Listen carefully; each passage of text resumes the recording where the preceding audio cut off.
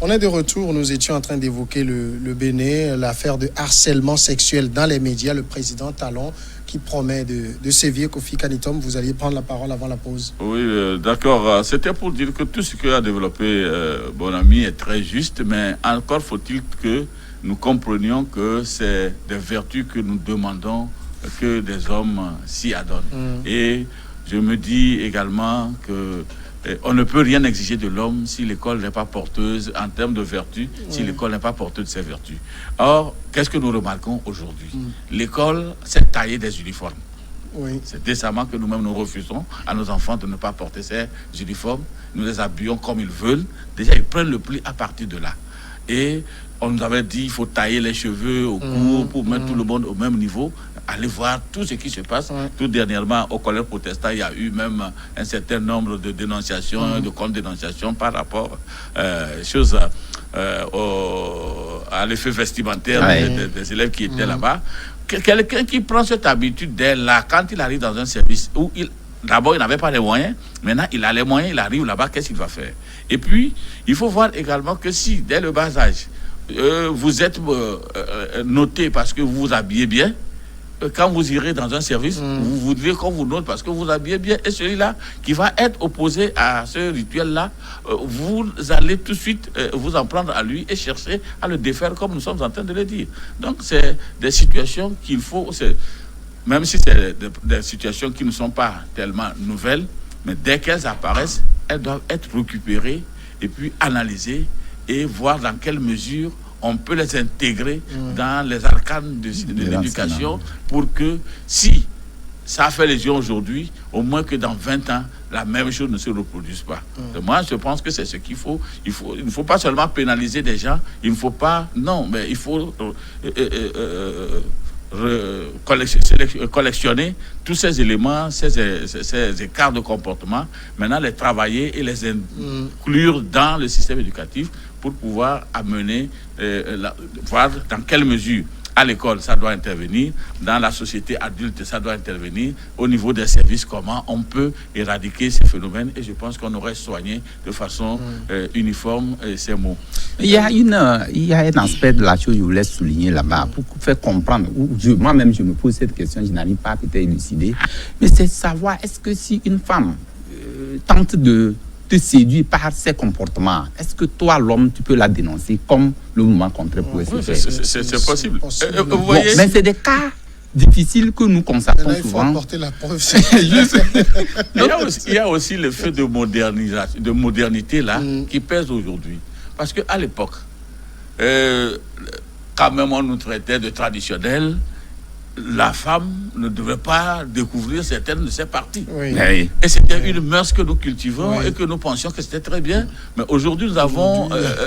tout ça l'a mis à la poubelle. Et bien là, ça nous retrouve et on s'en plaint. On s'en plaint. Donc c'est difficile, mais nous disons qu'il faut revenir aux bonnes mœurs. C'est ce qui est important. Et aujourd'hui, tout ce que nous constatons... Et puis c'est bien qu'on dénonce ceux qui en ont de mauvaises. Oui. Il y en a. En même temps, c'est pas une manière de dire, par exemple, quand on est dans un service où il y a des hommes et des femmes qui se côtoient, mais les relations naissent. Alors, on ne peut pas dire que le harcèlement est différent du fait que dans un même service, les gens entretiennent des relations. Non, c'est deux choses différentes. Ici, quand on parle d'harcèlement, ce n'est pas des relations interpersonnelles. C'est peut-être que l'exagération ou la manière de pouvoir aller vers la personne sans peut-être que vous-même, vous ne vous entreteniez pas ou vous ne vous conveniez pas sur un aspect donné. Parce que... C'est-à-dire, vous lui faites la cour, elle dit non, mais vous ne lui faites pas. Est-ce que c'est faire la cour? Harceler quelqu'un, ne pas lui faire la cour, hein? Oui, non, il faut que ça soit très clair pour tout le monde. J'ai pensé un peu à la définition du harcèlement que j'ai noté quelque part ici. Le harcèlement, c'est des actes répétés. Qui sortent sur le fait d'imposer à une personne de façon répétée des propos ou comportements à connotation sexuelle ou morale, qui portent atteinte à sa dignité en raison de leur caractère dégradant ou humiliant. Est-ce que vous voyez? Ce n'est pas le fait de se lever la jupe seulement qui est un harcèlement. On peut harceler quelqu'un par rapport à son poste. Monsieur Samuel, je sais que tu peux être rédacteur en chef. Je viens, je te dis, si tu ne fais pas ceci, tu ne fais pas ceci, je ne peux pas. pas. Et répéter, façon de répéter. Tu aurais pu gagner ce poste parce que tu ne fais pas ci, tu ne fais pas ça. Donc tout ça là, c'est une question de harcèlement. Et puis maintenant, le harcèlement sexuel. Les relations, on peut les tisser. Ça ne veut pas dire que toutes les femmes qui occupent des postes ont été déjà harcelées par leur chef hiérarchique, quand bien même ils ont des choses, des moments de travail, même un peu tard après les heures de service, on peut travailler ensemble. Et là, toute l'idée, c'est comment faire progresser la société ou bien l'entreprise. C'est ça qui amène à discuter et chacun ne porte que dans la tête le développement de l'entreprise et apporte son expertise. Et en ce moment, il n'y a pas mais ici, c'est que quelque part, vous avez des yeux doux, on vous fait des yeux doux, vous mordez à la part et vous dites, ah ben, c'est aussi une proie à croquer. Et maintenant, vous troquez ça contre soit des attirances ou des promesses. Et finalement, la personne également tombe dans le jeu et se trouve placée à un niveau de commandement où elle ne devait pas être, et puis nargue les autres. Vous voyez, c'est des choses, quand vous les vivez, il faut l'avoir vécu dans un service. Vous voyez qui de rien du tout sort de quelque part et vous nargue parce que quelque part, il a pu se laisser prendre. Et ça même veut dire que dans un service X, le chef est libre à faire la cour à une fille aux bas échelles s'il ne la harcèle pas. C'est-à-dire, il fait la cour, la fille dit non, c'est non. Mais si elle accepte, il n'y a pas de problème.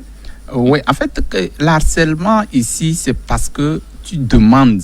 On refuse, tu continues de demander. Tu passes par tous les moyens. Tu passes par tous les moyens pour avoir la proie.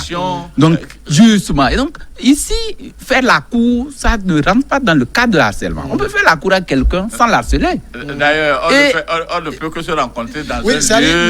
Maintenant, le problème, c'est que ma question, c'est que il y a par exemple des gens, vous allez dans certains services, on vous dit le patron, c'est un tombeur. Oui. C'est-à-dire toutes les filles qui passent dans le service, il doit découvrir le bas de leur jupe. Il ne les harcèle pas, en fait. Oui, mais est-ce que là, c'est l'harcèlement? Je ne pense pas, ce n'est pas l'harcèlement là. L'autre fois, je pense qu'il y avait certains journalistes qui dénonçaient un artiste de la chanson qui se livrait à ce truc. Il doit être présentement en prison. L'autre personne est donc, son vous second. voyez, ça peut être un vice pour certains que je ne peux que me comporter de la sorte. Mais c'est pas condamnable non plus.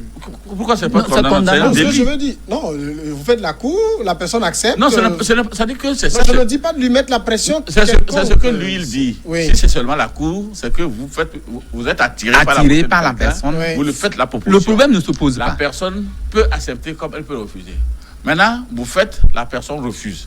Là, vous laissez. Si vous êtes gentleman, vous laissez tomber. Justement, à ce moment, il n'y a pas harcèlement. Il n'y a pas harcèlement. Il y a harcèlement à partir du moment où, de façon vous insistez, vous passez par tous les moyens, vous créez des stratégies. Ça, c'est des compliments, soit c'est des restrictions, des compliments exagérés, des restrictions de droits, des pénalités pour pouvoir atteindre l'objectif. À l'époque, dans les écoles, il y avait ça. Hein? Oui. L'enseignant, la grande fille, là, recevait beaucoup de coups.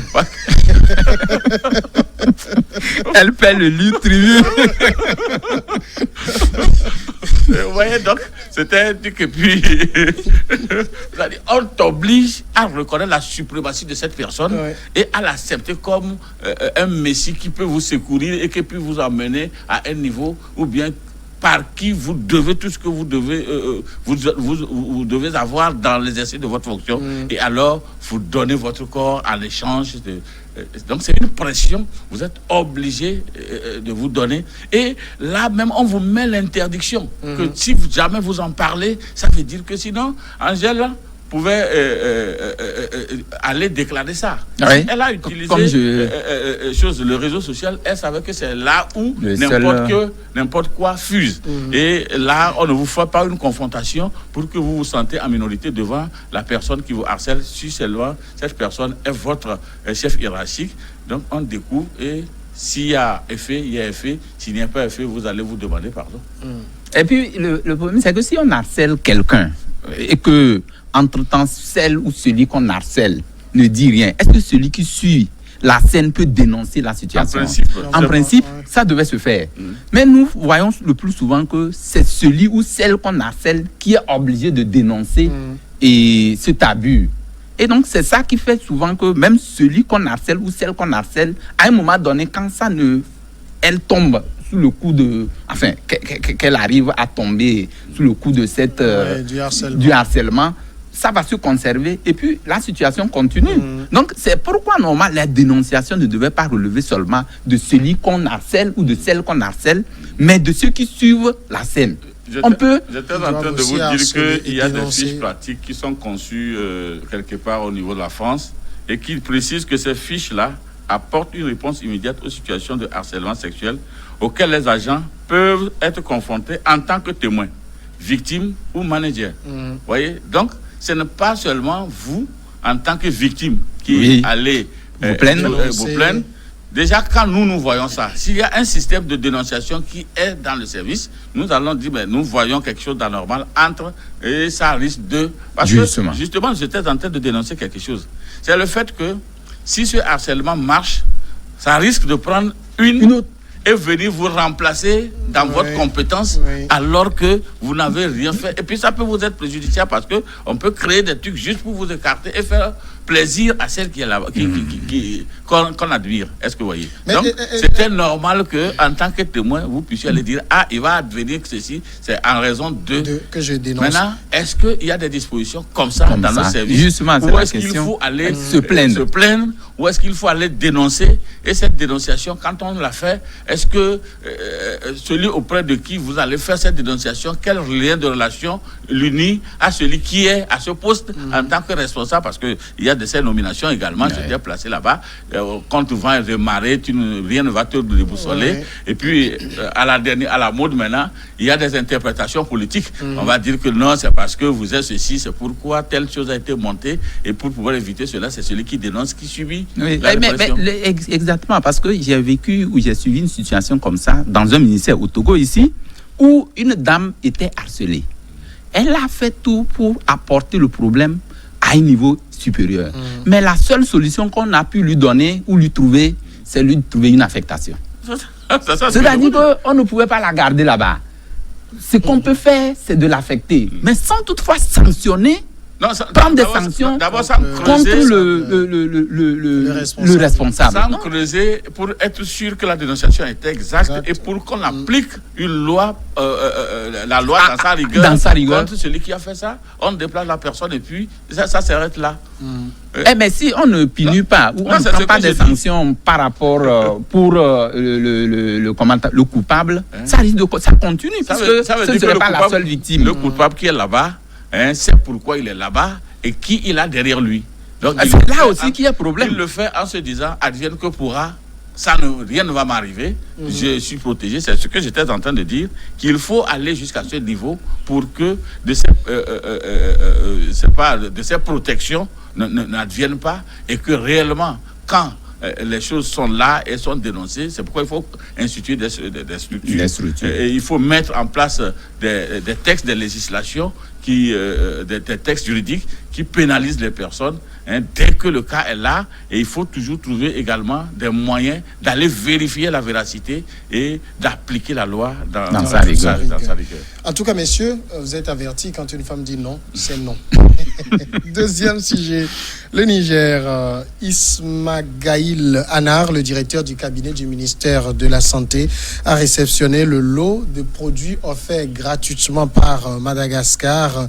C'est ce qu'a affirmé Soulé Zaberou du ministère. Les produits sont contenus dans des sachets prêts à être administrés sous la forme d'infusion pour traiter 900 personnes, 300 pour des malades déjà confirmés et contaminés et 600 à titre préventif, a-t-il précisé. Le Covid organique, c'est un breuvage à base d'artémisia, une plante à l'efficacité prouvée et qui a donc de multiples vertus, surtout contre le paludisme et d'autres herbes qui poussent à Madagascar. Le débat, il est le même, Kofi Kaneko. On n'a pas encore prouvé l'efficacité du produit qu'il circule déjà sur le continent. Oui. À cette question, je vais sauter en même temps sur les dernières les derniers échanges que nous avons eus sur les réseaux sociaux concernant le professeur Didier Raoult, qui parlait de l'hydrochloroquine plus... voilà. Non, pas l'hydroxychloroquine et l'azithromycine. Qu'il préconisait que ça pouvait guérir. Et il y a eu un grand débat autour de cette déclaration, mais le monsieur a pu convaincre les gens en disant, pour le moment, on dit que le Covid-19 est en train de décimer les gens et qu'il n'y a pas de produit. Qu'a-t-on à perdre en essayant ceci? Donc, finalement, je pense qu'aujourd'hui, tous les traitements sont basés sur sa découverte et puis sa proposition. Il en est de même ici. Quand j'ai appris cela, et j'ai même appris que le président de la Guinée équatoriale avait envoyé un de ses ministres également aller prendre une dose de près de 5000 et quelques doses là pour son pays. Et j'ai commencé par me poser la question de savoir est-ce que on peut faire foi à ce produit. Et dans mes analyses, tout de suite, je suis allé voir quelle est la situation à Madagascar. Là, j'ai été un peu étonné de constater que à l'instant T où nous parlons, il a été déclaré autour de 158 cas où 101 cas ont été traités. Et ce qui est encore étonnant, c'est qu'il y a eu 0 décès, si vraiment les statistiques sont à être acceptées et fiables. Donc, s'il y a eu 0 et que ils ne nous disent pas qu'ils ont importé de la chloroquine, de l'hydrochloroquine et puis l'azithromycine et qu'ils n'ont pas eu besoin de secours extérieurs, que c'est à base de cette plante-là qu'ils ont guéri, on ne peut aller vers la conclusion que vraiment leur potion magique est en train de guérir le Covid-19. Donc peut-être conseiller à certaines personnes. Donc je pense que il était plutôt plus intéressant que les grands scientifiques se rabattent rapidement sur cette découverte et puissent l'analyser pour voir son effet curatif ou préventif afin de pouvoir l'étendre sur dans le monde entier. Mais malheureusement, parce que ça vient de l'Afrique, on laisse cela et on se bat à la découverte d'autres à imposer. Pendant ce temps, les gens sont en train de mourir. J'ai regardé un peu, pour cette journée de 7 mai, un peu la situation dans le monde et je me rends compte que 3,8 millions de personnes sont testées positives et il y a eu à cette date 265 000 morts comparé à un pays où il n'y a pas de morts. Et aux USA, par exemple, il y a eu 75 000 morts, au Royaume-Uni 30 000 morts, en Italie 29 000 morts, et la France et l'Espagne sont au score nul, une parité de 25 000 morts. Si le Madagascar, lui, il a pu utiliser son artémisia, sa potion d'artémisia et a enregistré 9 morts, qui voudrait enregistrer un mort si l'artémisia pouvait être salutaire. Moi, je pense que c'est bien que le Niger soit parti. Et j'avais même appris que plusieurs pays sont programmés pour pouvoir recevoir, vivement que le Togo ici va en recevoir. Parce que réellement, il faut dire que cette pandémie est en train de créer des dégâts que nous ne voyons pas encore, mais qui se font déjà sentir. Parce que si ça doit se prolonger encore, ce n'est plus la pandémie qui va tuer, mais c'est beaucoup d'autres choses qui vont tuer les humains. Ouais, il faut préciser aussi que la Guinée-Bissau et la Guinée équatoriale avaient déjà reçu, donc la semaine dernière, le Covid organique. L'OMS, elle, de son côté, dit attention, on ne peut pas prouver l'efficacité de cette maladie, et de ce remède-là. C'est là tout le débat. Ça n'a pas fait objet de tests pour en prouver l'efficacité dans le contexte de la maladie. Ouais, en fait, le débat est là. Je rejoins mon frère parce que aujourd'hui, c'est une partie de cette décoction, enfin, c'est une partie de ce médicament-là qui est mise en jeu et donc qui fait ses preuves. Actuellement, nous ne pouvons pas dire sur ce plateau que la décoction de Madagascar n'a pas fait des prouesses ou n'a pas donné des résultats. Ça a donné des résultats que tout le monde a connus. Maintenant, l'autre aspect, c'est des résultats quand même qu'il faut prendre avec des pincettes. Oui. Puisqu'on dit que sur 100 malades du coronavirus, 80 à 85 vont guérir tout naturellement. Ils n'ont même pas besoin d'aller à l'hôpital. Oui. Alors, comment pour être sûr que c'est parce qu'on leur a donné du breuvage et que ce breuvage, c'est ça qui a fait effet? En fait, c'est vrai qu'on le dit, mais on ne le dit pas assez. Vous savez, il a pris un exemple qui est intéressant. C'est-à-dire que dans un pays comme le Madagascar, où on dit on utilise une décoction pour guérir les malades. Et actuellement, à l'heure où nous parlons, 0 cas de décès. Zéro décès. Non, en plus de ça, le chef de l'État lui-même a dit qu'on a pris un certain nombre de personnes sur et que lesquelles ces personnes-là avaient chose de détresse respiratoire qu'on a essayé. Qui est le cas, sinon l'aspect qui amène rapidement les gens vers la mort. Malheureusement, avec la décoction, et ils ont retrouvé leur guérir ces personnes. Bon, de toute façon, vous avez utilisé un mot qui m'a intéressé. On ne peut pas compter sur l'efficacité de ce produit. Ben, en l'absence d'un autre qui est efficace. Justement. Commençons d'ailleurs par pouvoir utiliser ceci en attendant que l'efficacité. Non, en fait, c'est que sur le plateau dans la semaine avec le pasteur et notre invité, c'est on ne prend pas des êtres humains pour en faire des cobayes. Non, en fait, le problème se pose, c'est que il y a dans un premier temps le travail que cette décoction fait en fait. Oui, c'est contre le palu. Oui, contre le palu. C'est une plante très puissante. Maintenant, en quoi cette administration, quand en donnant cette portion-là aux gens, en quoi ça crée comme autre effet? Non, en fait, les gens n'ont pas encore démontré. Oui, on ne sait pas encore. Pourquoi on est allé d'abord vers cette plante? Parce que ce qu'on propose pour le traitement de Covid-19 est ce qu'on avait proposé pour guérir le paludisme. Donc, des gens se sont dit, nous, à l'époque, quand nous avons notre paludisme, voilà ce que nous utilisions. Au lieu d'aller chercher ce qu'on nous propose, qui est d'ailleurs chose chimique, chimique, utilisons ce que nous avons sous la main. On utilise ce qu'on a sous la main, on a un résultat. Sur 1, 2, 3 cas, et on se dit, bon, pour nous, aujourd'hui, c'est ce qui nous est efficace.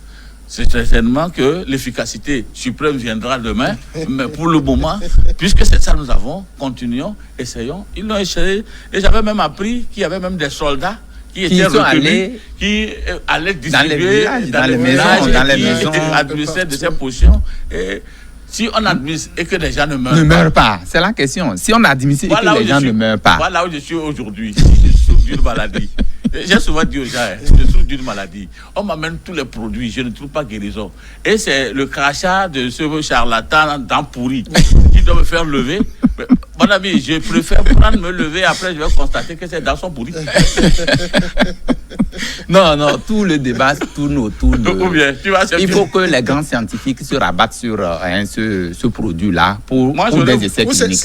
C'est parce que c'est l'Afrique. Non, moi, peut-être on dirait que l'artémisia viendrait de la France, de la Grande-Bretagne, que oui, n'aurait pas eu de débat. Ça aussi, cette hypothèse-là est vérifiée parce qu'aujourd'hui, dans les grandes murailles, dans les grandes instances, je crois aucune des organisations mondiales de ce genre ne trouverait normal qu'un remède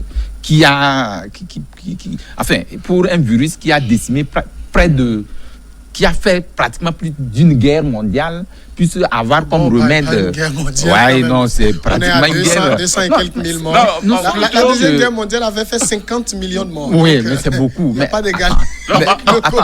Quand on parle de Covid, c'est une guerre virus. Oui, invisible. Mais qui fait les mêmes victimes, même si le taux n'est pas celui que nous sommes en train d'attendre par rapport à des deuxième guerre mondiale. Dans tous les cas. J'ai abordé un pan qui m'a tellement intéressé. Je me suis dit que au moment où on est en train de constater, ce n'est pas d'expérimenter, de constater que la potion avait des effets et positifs sur des gens. Ça devait interpeller tous les grands chercheurs des grandes universités à s'abattre sur le Madagascar et à voir les principes actifs contenus dans cette plante. Et comme ça, ils pourront nous sortir quelque chose de mieux, et qui va nous aider. Que de rester là-bas, à pouvoir toujours tourner et à vouloir copier de façon clandestine les choses là et le sortir un jour sous un autre nom pour nous dire que la découverte vient d'eux. C'est ça un peu le défi. Moi, pour le moment, comme cette potion n'a pas encore fait de victimes, depuis qu'on est en train de la prendre, je ne pense pas qu'il y a des morts. En attendant qu'on trouve le remède Covid-19, les gens n'ont qu'à continuer à prendre ça. Surtout que s'il n'y a pas d'autres effets, pour le moment, bon. Donc, Samuel serait d'accord avec nous que si tu rentres à la maison, on te dit que ton parent est atteint de Covid et il a des détresses et choses respiratoires et que seulement tu n'es pas sûr et que tu as la potion là, tu ne vas pas quand même essayer parce que même si il faut attendre un remède qu'on ne sait pas à quand. Donc je crois qu'il va falloir que les gens... En tout cas, moi je vais te donner d'abord et comme ça je verrai si de toutes les façons je sais que ça progresse vers l'état final. Si jamais ça finissait, je me dirais que peut-être que c'est ça, ben si il se relevait par enchantement. Mais mon ami, on m'envoie n'importe quel produit, tu ne vas pas hésiter. Et non seulement ça, l'OMS... Si on me met avec des lettres en capitale que c'est efficace, je le rejetterai au dernier plan. L'OMS est même consciente que l'Afrique fait des efforts dans le sens de... Elle ne nie pas les efforts. Oui, mais actuellement, elle devait accompagner. Il y a des étapes à suivre. On est d'accord. Mais devait accompagner cette recherche-là mais malgache. Est-ce que le Madagascar même joue franc jeu? Non, franc jeu, c'est vrai comme... C'est normal, en principe, quand vous faites des études sur un produit que vous avez sorti, vous mettez à la disposition, il y a des revues scientifiques où vous mettez le produit, les composants, etc., pour que chacun puisse essayer. Qu'est-ce qu'on veut cacher à Madagascar? Samuel, l'autre fois, j'étais en train de suivre un documentaire où on nous a dit qu'il y a plein d'Africains qui se sont révélés inventeurs dans plusieurs domaines, mais ces inventions ne se publient que lorsqu'ils décèdent. Oui. Et quand on publie ces inventions, on ne met jamais sur leur nom. D'ailleurs, c'était chose, je pense que c'était sur quelle chaîne là, je me rappelle plus, on parlait de la mathématique. Et que les mathématiques est africaine. Malheureusement, aujourd'hui, vous ne verrez aucun nom africain lié à ces théorèmes mathématiques. Est-ce que vous voyez? Donc, ce qui suppose qu'aujourd'hui, il y a lieu de pouvoir conserver ce que l'on découvre pour ne pas le laisser pirater par d'autres personnes. Parce que nous n'avons pas tellement cette capacité de pouvoir nous mettre devant une certaine juridiction mondiale pour dire que nous sommes auteurs d'eux. Parce que tout de suite là... Vous avez raison sur ce point. Voilà. Parce que donc, si le Madagascar est en train de conserver son truc, c'est parce qu'il se dit il ne faudrait pas qu'on m'enlève la paternité. Je veux que le monde puisse savoir que c'est moi qui ai sorti une potion. Il y a une nourriture, je ne sais pas dans quel pays africain, dans la corne de l'Afrique, qui était utilisée depuis des siècles et qui est très riche. Mais un certain nombre de Blancs sont venus le prendre, ils sont allés chez eux et ils l'ont fait breveter là-bas comme si c'était leur invention. Donc, c'est ça, c'est la prudence. Je crois que Madagascar est prudent. Comme on dit chez nous, quand on a été mordu par le serpent, quand on va même le ver de terre. Je vous présente ma potion, si vous voulez, prenez et vous vivez. En fait, il faut relever aussi un autre aspect parce que... Bon. On va aller à la pause, parce qu'après on parlera aussi au retour de la pause. Sinon, il faut que Madagascar aussi